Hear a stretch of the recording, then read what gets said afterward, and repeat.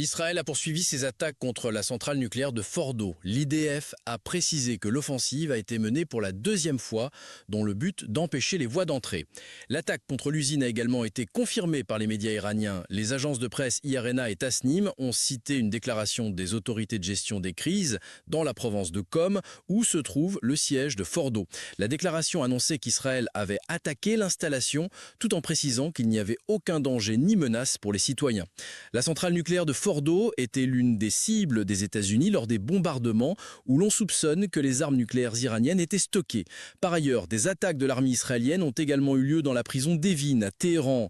Les projectiles lancés par Israël ont touché une partie de l'installation, mais la situation ne représentait pas de danger car elle est sous contrôle, rapporte l'agence de presse Fars liée aux gardiens de la révolution islamique. La cible comprenait également le siège de la milice Basij, souvent utilisée par le gouvernement iranien pour réprimer les manifestations qui éclatent dans le pays.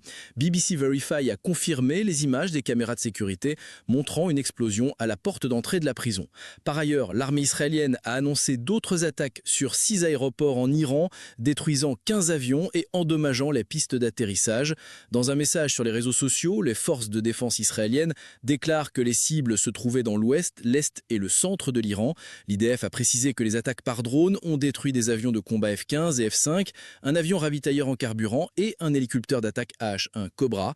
Il est également indiqué que les pistes et les bunkers souterrains ont été endommagés. Pendant ce temps, l'Iran n'a pas encore confirmé l'attaque.